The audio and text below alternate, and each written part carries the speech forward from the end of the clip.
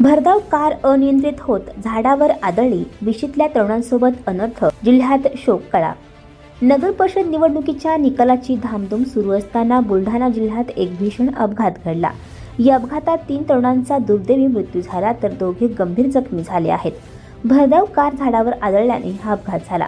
ही बातमी वाऱ्यासारखी गावात पसरली आणि संपूर्ण जिल्ह्यात शोककळा पसरली। हा भीषण अपघात बुलढाणा जिल्ह्यातील मलकापूर तालुक्यातील धरणगाव धोपेश्वर मार्गावर धरणगाव जवळ घडला। दुपारी 3 ते 4 वाजेच्या सुमारास कार झाडावर धडकली। रुद्र उमेश पवार वय वर्ष 20 राहणार यशवंत नगर मलकापूर, विनायक जनार्दन अत्तरकर वय वर्ष 19 राहणार लक्ष्मीनगर आणि गणेश दीपक इंगळे वय वर्ष 18 अशी या अपघातात मृत्युमुखी पडलेल्या तरुणांची नावे आहेत।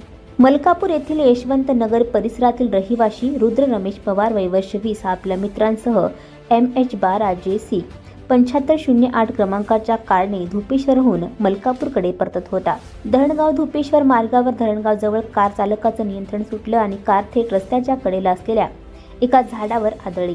अपघाताची तीव्रता इतकी जास्त होती की रुद्र उमेश पवार आणि विनायक जनार्दन अत्तरकर हे दोघे कारच्या पुढील भागात अडकून जागीच ठार झाले।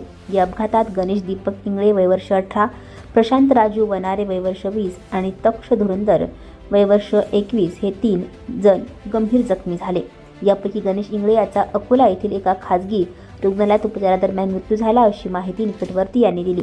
अपघाताची माहिती मिळताच परिसरातील शेतकरी आणि स्थानिक नागरिकांनी तातडीने घटनास्थळी धाव घेतली। त्यांनी कारमधून मृतदेह बाहेर काढून उपजिल्हा रुग्णालयात हलवलं तर गंभीर जखमींना उपचारासाठी खासगी रुग्णालयात दाखल करण्यात आलं।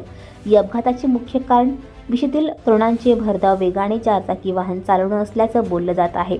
दुचाकी आणि 4चाकी वाहनाचे अपघात जिल्ह्यात नित्याचे झाले आहेत। या अपघातात बळी गेलेले तरुण विशीच्या वयोगटातील होते। अपघाताच्या ठिकाणचे दृश्य पाहता कारचा वेग किती असेल याचा अंदाज येतो।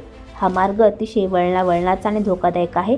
प्रशासनाकडून सावधानता बाळगावी असे दिशादर्शक फलक लावले जातात, मात्र त्यावर किती लक्ष दिले जाते हा प्रश्न आहे।